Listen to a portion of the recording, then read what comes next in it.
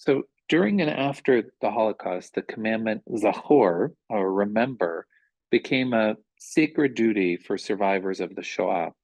Jewish victims and survivors played a central role in creating documentation projects, offering testimony, writing memoirs, and sharing memories of wartime experience out of an obligation to those who did not survive in order to bear witness to the crimes perpetrated by the Nazis and to ensure that future generations would work to prevent such atrocities from ever happening again.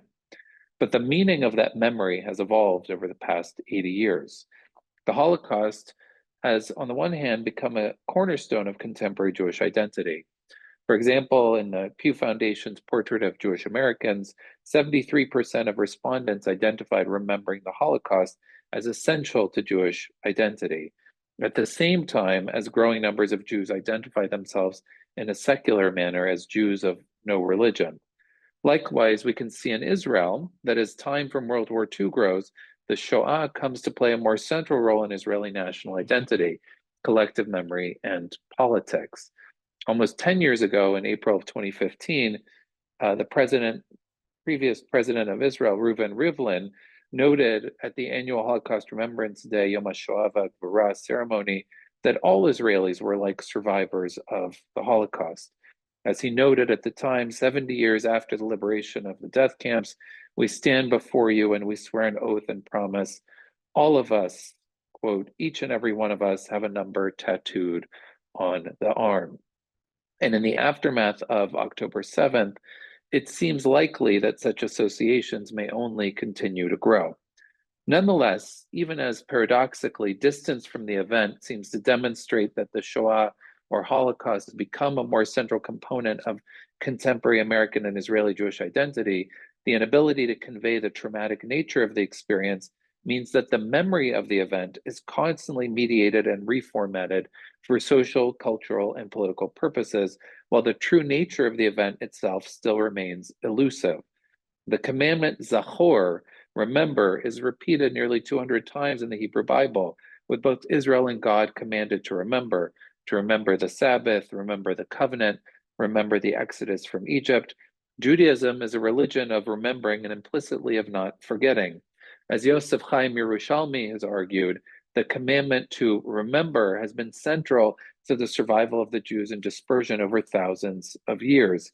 In the context of the Shoah or Churban, the question of what we choose to remember and how we remember becomes all the more significant.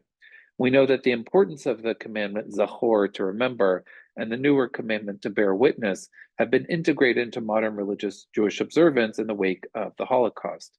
Immediately after the war, historical commissions in the displaced persons camps understood their work as a continuation of wartime documentation projects, like the one directed by Polish Jewish historian Emanuel Ringelblum in the underground archive of the Warsaw Ghetto in the years 1940 to 43, and as a response to the last will of the famous Jewish historian Shimon Dubnov, who shouted on his way before his murder in the Riga Ghetto in December of 1941, Jews write and record and tell this to future generations.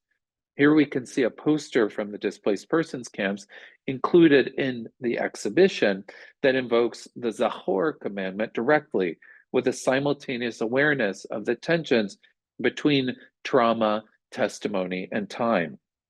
Those who survived the war felt an obligation to the dead to remember, as it says at the top, Zachor et asher asah lecha Amalek, remember what Amalek has done unto thee, but also to collect and record, as it says on the bottom in Yiddish, Zamot un verzeichnet, the hand of death, pointing to that obligation, with an awareness that time is relentless in its move forward. Likewise, it is testimony and collection projects that have enabled the Jewish people to move on from other traumatic events by writing and recording their memories. And here we can see on the poster representations of slavery in Egypt recorded in the Passover Haggadah, the destruction of the temple in Jerusalem, Korban Habayit, noted annually in the recitation of Eicha, the Book of Lamentations. On the bottom right, the expulsion from Spain, Gerush Sfarad, and the book Emek HaBacha. And on the bottom left, Gzerot Tachvatat, the Khmelnytsky massacres of 1648 and 1649 recorded in Yevhen Metzulah.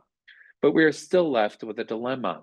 How does one remember for future generations?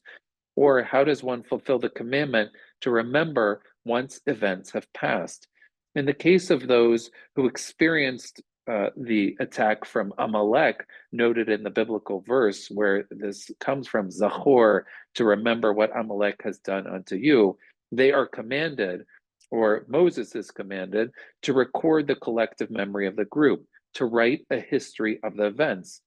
Likewise, if we look at the poster from the DP camps, the survivors are called upon to collect and record, to blot out the memory of Amalek by writing over it with another memory, to remember the victims and the survivors, but not their destroyers. But can and should all memories be transmitted, or are they ultimately compiled, condensed, and translated from individual experiences to collective memories, and ultimately back to individual, perhaps, and we can discuss this, what constitutes an individual versus a collective memory?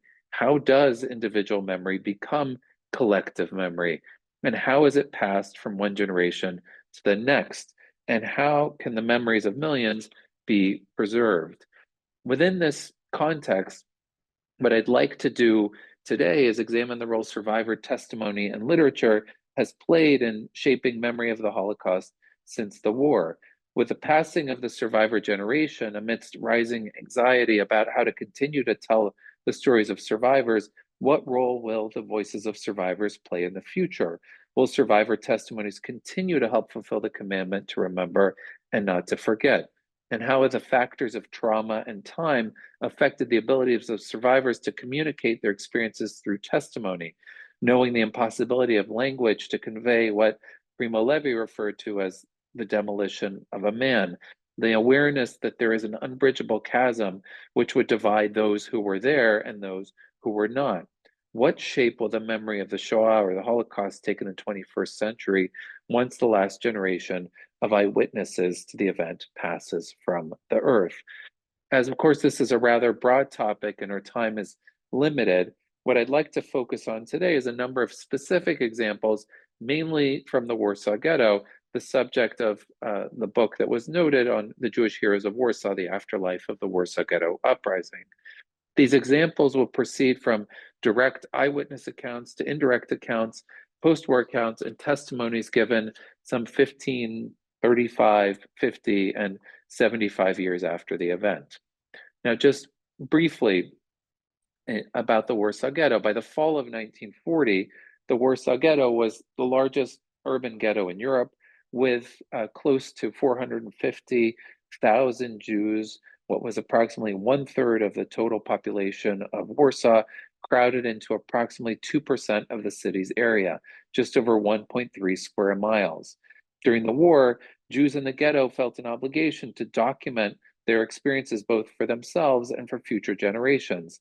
This was born out of a long Jewish history of writing and recording, but there also was an awareness of the impossibility of language to convey just what they were enduring.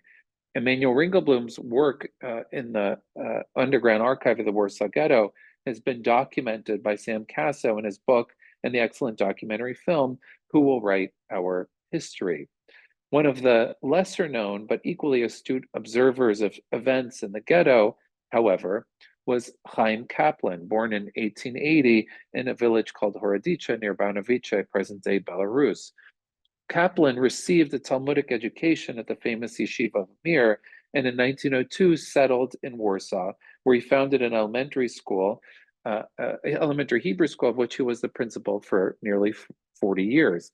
He kept a detailed personal diary starting in 1933, written in Hebrew, which is one of the rare original documents of its kind that has survived the Nazi era. It describes the decline of Jewish Warsaw and the Holocaust period in general.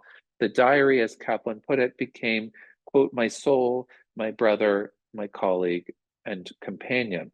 Until the beginning of the Second World War, it was a private, personal account. But when the war erupted, the diary changed its character. In addition to his own experiences and troubles, Kaplan recorded the story of the Jews of Warsaw, his own speculations on future developments, and detailed analysis of the behavior and policies of the Germans. Like many diarists of the period, Kaplan realized that what began as a very personal account would take on historical significance as evidence documenting the destruction of civilization. Kaplan's war diary was discovered almost intact after the war on a farm outside Warsaw, preserved in a kerosene can. The notebooks were legible and in good condition. By spring 1942, Kaplan, who had been recording details in his diary, these details became even more specific as it included more details regarding deportations that were taking place, transports by rail cars, executions of Lublin Jews, and more. In June of 1942, the news grew even worse and hinted at a more systematic slaughter of the Jews of the general government. And by July of 1942, he wrote, and here I quote, "It has been decreed and decided in Nazi ruling circles to bring systematic physical destruction upon the Jews of the general government. The killing of thousands of people has turned into a business that employs many hands. After the souls expire, they strip the corpses. Their clothing, shirts, and shoes are not wasted, but are collected in piles upon piles and turned over for disinfection, mending, and repairs. Hundreds of Jews are employed in these tasks."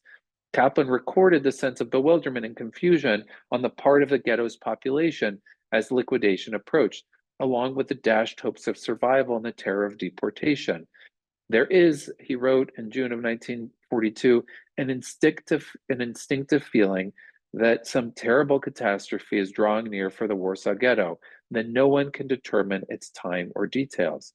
Despite a brief moment of optimism that the deportation would be delayed, the announcement of resettlement was devastating for Kaplan. As he wrote on July 22nd, 1942, just at the beginning of the Great Deportation, quote, "I haven't the strength to hold a pen in my hand.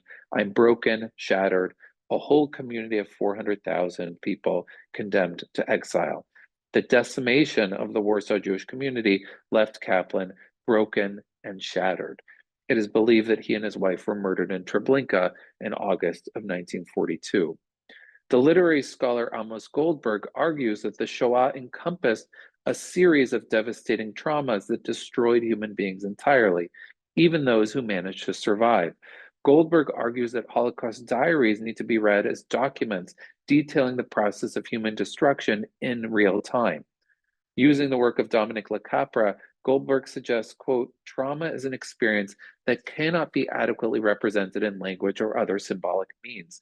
Even when the description is completely factually accurate, it is beyond the power of description of the traumatic event to fully represent the awful nature of the trauma.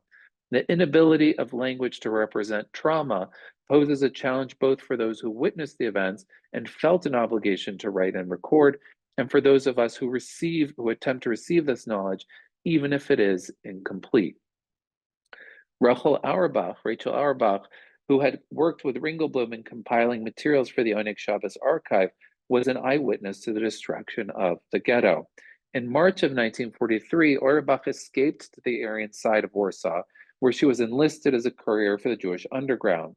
In 1943 and 44, she wrote some of her most important essays, mainly in Polish. When they were recovered after the war, they became the basis for much of her later writing.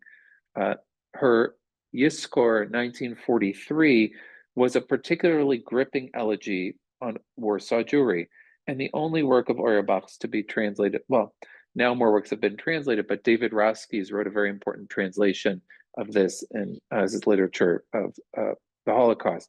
It contained many of the themes that would mark her post-war books: the importance of the culture that was destroyed, the humanity and specific identity of the victims, the responsibility to remember, and the difficulty of finding appropriate words to convey the enormity of the loss.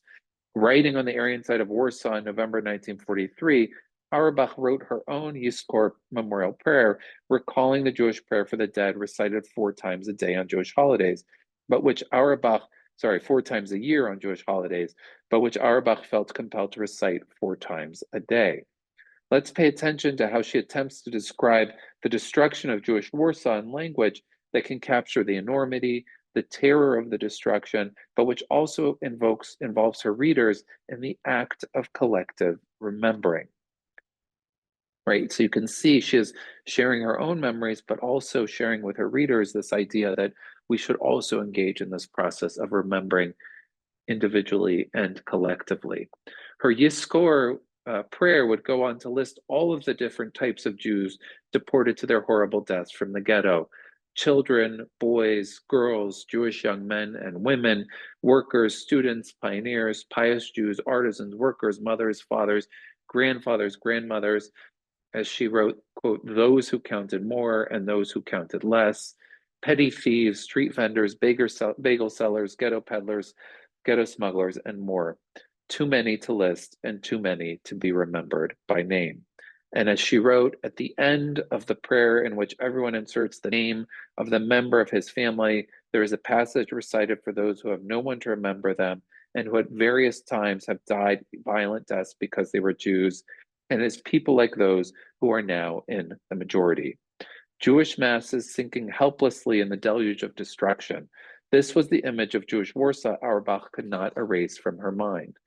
After the war, Auerbach, one of only 3 surviving members of the Oneg Shabbos staff, helped spearhead the search for the archive, which had been buried by its staff as the ghetto was destroyed. Even though Auerbach was focused on how to remember the nameless and the faithless, those who have no one to remember them, she and others who survived knew that history would remember certain individuals, not the Jewish masses. And this is something that I write about in the Jewish Heroes of Warsaw, which examines the history of the Warsaw Ghetto Uprising at the time of the history at the time as it was being written, and the role of surviving ghetto fighters in constructing that heroic narrative. One of those surviving members of the Warsaw Ghetto Underground that I feature in the book was Tzivia Lebetkin, an underground courier and surviving member of the Jewish Fighting Organization. Lebetkin managed to survive the April 1943 revolt, sneaking out of the ghetto through the sewer system after the Jewish Fighting Organization's command bunker at Mila 18 was discovered and destroyed. And she would play a central role in writing and recording the history of the revolt. She and her boyfriend and later husband, Yitzhak Zuckerman, knew that history needed heroes, and they were happy to offer the example of Mordechai Nalevich as the leader of the revolt. But she also knew that it would be impossible to communicate to those who were not there just what they had gone through. Added to this was the seemingly miraculous nature of Tzivia's own survival.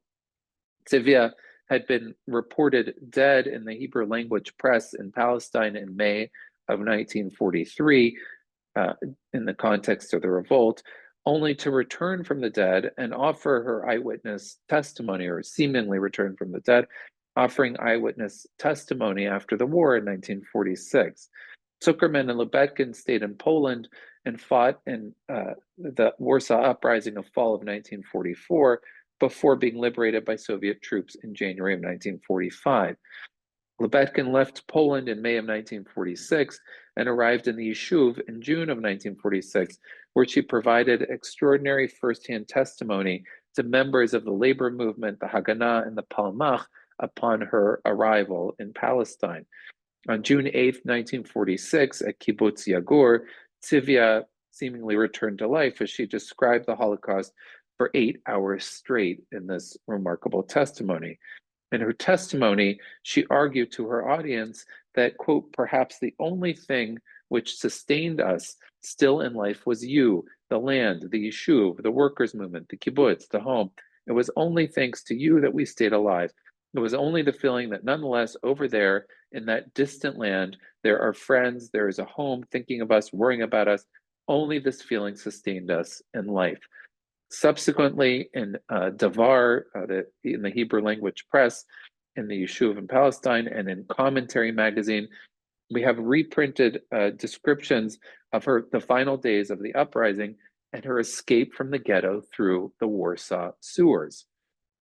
Now, again, I want you to think about, how does one describe crawling through the sewers to escape the Warsaw Ghetto in the beginning of May of 1943 after witnessing one's comrades gassed to death? How does one convey the depth of this trauma? As is written in the English translation, The sewer was an abyss of darkness. I felt the water splash around me as I jumped and then resume its flow. I was overcome by a dreadful nausea there in the cold, filthy water. I felt that nothing, not even freedom, was worth this. Very few could come with us. The aged and the children would only die on such a trip. They did not even ask to go along. 60 people crawled through the narrow sewer, bent almost in half, the filthy water reaching up to their knees. Each held a handle. We half walked, half crawled like this for 20 hours, one behind the other, without stopping, without food or drink in that terrible cavern. Hunger and thirst weakened us. Part of our group were the 18 who had survived the catastrophe at Mila number 18 and who had not yet recovered from the effects of the gas. Some of them were unable to walk, and we dragged them through the water by their hands and their feet. One crawls through the sewer, and always there is the agonizing thought, how shall we explain when we meet our comrades again why we did not remain, why we are alive at all? And all of us were poisoned by the thought of those we had left behind, and this robbed us of all possible joy in our good fortune.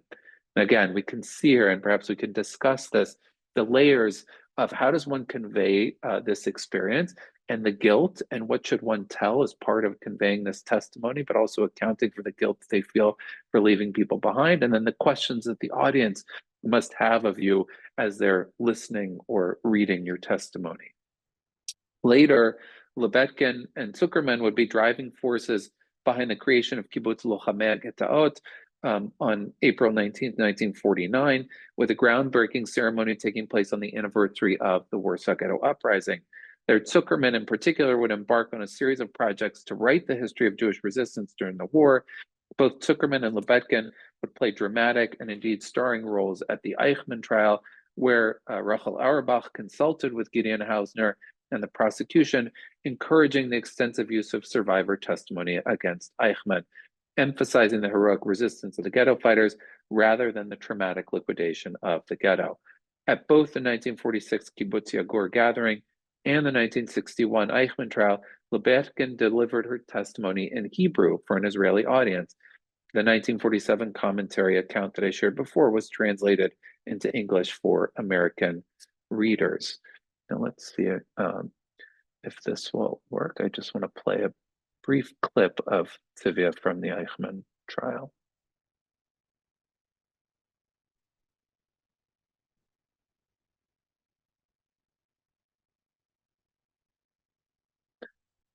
All right, maybe you know what, I'll play it at the end in a different window.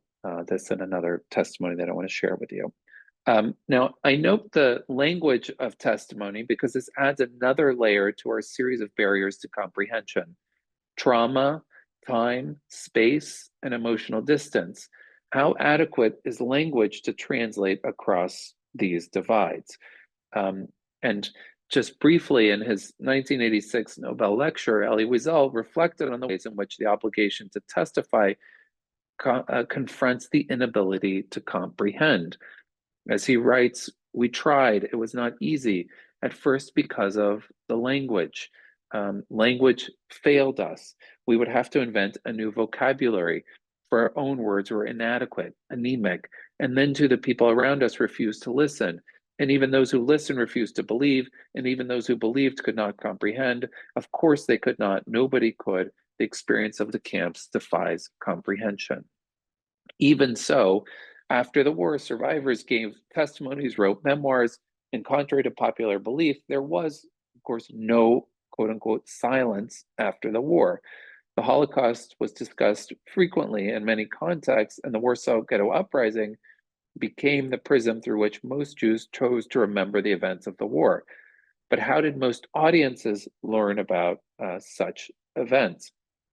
Before survivor testimonies, the most common format was through popular culture. And I'm going to skip ahead. We can come back to some of these memoirs in fiction, theater, and later television and film. In the case of the Warsaw Ghetto Uprising, through novels like John Hersey's The Wall and Leon Uris's Mila 18, which took historical events and fictionalized them for dramatic impact. And through plays like this 1944 production, The Miracle of the Warsaw Ghetto, or Der Ness in Ghetto, or a Broadway version of The Wall, and later through film versions on television, like, for example, the 1978 breakthrough miniseries Holocaust, which featured Sam Wanamaker as Moses Weiss, a fictional fighter in the Warsaw Ghetto, and later films like Uprising and The Pianist. Now, of course, in addition to such memoiristic accounts, which suggest the power of literature, both fiction and nonfiction, to enable readers to empathize with the experience of protagonists, both victims and survivors of the Holocaust, we know that the encounter with a survivor has become one of the most powerful means to communicate the memory of the Holocaust to those who were not there. Testimony collection projects like the Fortunoff Video Archive for Holocaust Testimonies at Yale and its collection of approximately 5,000 oral histories beginning in 1979.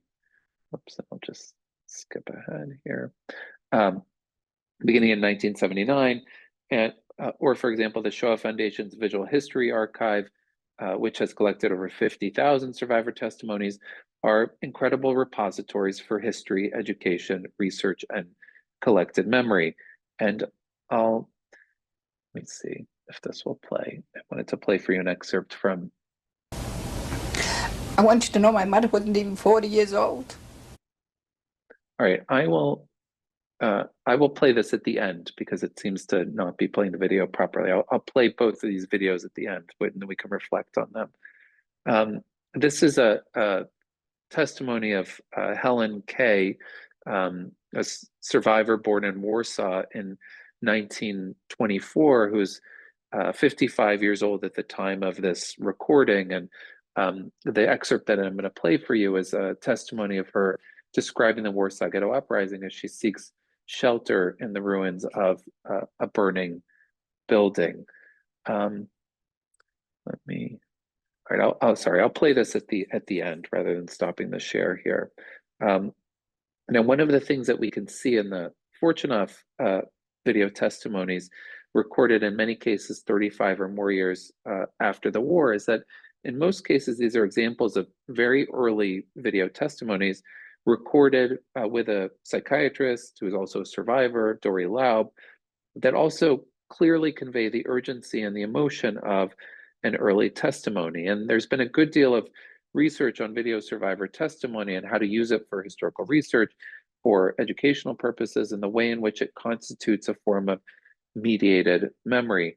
Noah Shenker notes in his book, Reframing Holocaust Testimony, that we must view all testimonies critically for, quote, as he writes, issues ranging from the depth and nature of interview questions, the framing and position of the camera, the personal encounter between the interviewer and the interviewee, the curatorial and programming preference of the institutions in question, to name just a few considerations, all impact how testimony is molded at the moment, not only of production, but also of distribution and reception. And before I play these survivor testimonies that I was going to share with you, I'll just note a few other considerations that we should take into account, which is that in addition to the testimonies left to us by survivors, we should also take into account the role that children of survivors will play in mediating memory of the Holocaust.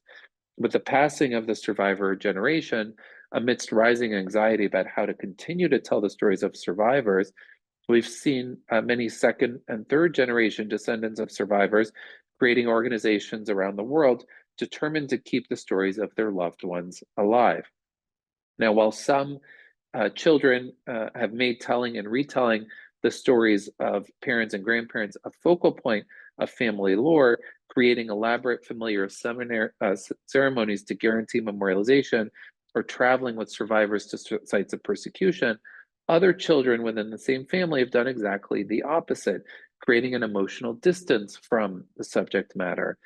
It is important to note, however, that in addition to suggesting ways in which children and grandchildren of survivors will play an ever-growing role in public Holocaust education commemorations, examining their role in the future of Holocaust education can shed light on how memory is transmitted from one generation to the next. Ironically, the success of testimony collection projects means that in many cases, the children of survivors will not necessarily be relied upon to recount word for word and experience for experience their parents' testimonies, but instead may be asked to translate them for contemporary audiences, casting a spotlight on those aspects of the experience that should be shared publicly or collectively remembered. In her book, Reluctant Witnesses, Survivors, Their Children, and the Rise of Holocaust Consciousness, Arlene Stein argues that, quote, the historical memory of the Holocaust will be made and remade, appropriated and reappropriated, particularly as we move further and further away from firsthand testimony. Today, she writes, as the number of original tellers of Holocaust stories rapidly diminishes, and as the second generation and their children become the last links to living memory, mediated and institutionalized forms of memory are becoming the primary ways we know about the Holocaust. This also means that as such forms of memory are mediated and translated for a contemporary audience, often through popular culture, they will continue to be interpreted as well through political frames. And I'm going to skip this for now, but we can see this sort of taking place in many, many different contexts in which the memory of the Warsaw Ghetto, as a specific example here, is appropriated and reappropriated in different contexts at different times for different purposes. The politics of the present influences the ways in which we perceive current events, just as the politics of the present influences the way we utilize history and memory for present purposes. The memory of the Holocaust in Israel, in America, in Europe, indeed around the world, is not only not immune from this, in many cases, this memory becomes the first victim of political events. I could go on about this, but I'll leave it aside in the interest of time. But we can see that as distance from the event grows, the desire to find meaning in it does not dissipate. Instead, it only seems to grow. But can we find meaning in something that can never be fully translated or communicated? Do we even want to? And I'm leaving you here with this image of the New Dimensions and Testimony Project as an example of another type of mediated testimony that hopefully people have seen before, which is actually, after all, an illusion mediated through many layers of distance, a virtual replica of a human speaking in a language that cannot adequately transmit the nature of the trauma, transporting us through time to a place that we do not want to be. This is also one person's memory, which becomes a stand-in for the memory of millions. And yet we're still left with this challenge. How will we remember something we never experienced? Such an action is impossible, but these encounters with virtual survivors may also be as close as our children will ever hope to possibly get. And that's, I want to share just a couple of videos, Tobias, before we go to Q&A, because it didn't work before. So let me just share my screen. 1 second. We're doing great on time as well, so no rush. Great. Okay, so I actually want to share, I'll go back and share 2 of the videos that I couldn't share before. So one is, we were talking about Tzvi Lebetkin. I just want you to see and hear her voice and think about the context in which she is sharing her memories of the Warsaw Ghetto Uprising. So this is a clip from the Eichmann trial. שכשהתקרבו הגרמנים תחת העמדות שלנו ועברו בסך ואנחנו זרקנו את הפצצות והרימונים וראינו דם גרמני ניגר ברחובותיה של ורשה. אחרי זה שהרבה דם ודמעות יהודי ניגרו ברחובותיה של ורשה קודם לכן. שמחה גדולה, ולא היה חשוב מה יהיה מחר. שמחה גדולה הייתה בין הלוחמים היהודים. וראה זה פלא, הגיבורים הגדולים הגרמנים נסוגו בפחד עצום בפני הרימונים היהודיים והפצצות היהודיות מתוצרת בית. וראינו כעבור שעה איך שהקצין מדרבן את החיילים לצאת לקרב, לאסוף את הפצועים, ואף אחד מהם לא זז, ועזבו את פצועיהם, שאחר כך אנחנו אספנו מהם את נשקם. Okay, so that is one, Tzvi Lebetkin, and we can discuss this, but Tzvi Lebetkin offering her testimony at the Eichmann trial, and of course focusing, it's a sort of a high point of the trial. Many of the audience was waiting, when are we going to get to the Warsaw Ghetto Uprising? And so this was a sort of a high point for many to hear her testimony about this. And we can compare this, for example, different context. This is Helen Kay, who was also in the Warsaw Ghetto during the revolt, is actually in a building on Mila, just above where the bunker for Mila 18 is. And here, I think in this clip, we're going to see her describing hiding just above the bunker is. She couldn't make it, so she went into the bunker below with the resistance. It wasn't exact. There were several bunkers. We didn't make big bunkers because we didn't want it. If the Germans will come in, we should have, not all the people should be caught. So we had like 5 different bunkers downstairs, and we were hiding upstairs, maybe 50, 60 people upstairs. My mother couldn't make the rope because the Germans were coming very rapidly, and she was hiding downstairs. And after they left, the Germans, I went to look for her, and she was gone. They came, we were upstairs, I told you. They came with a fire truck. And with a ladder, they took us all down. So it was my brother, myself. At that time, I was married, my husband, and his sisters. We were all hiding there. Maybe 50 people, 40 people, 50 people. This is all that was left? And the bunker downstairs. Mordechai Anilevich, I guess a couple days later, he wrapped himself around in a Jewish flag, and he was burned right on the ghetto.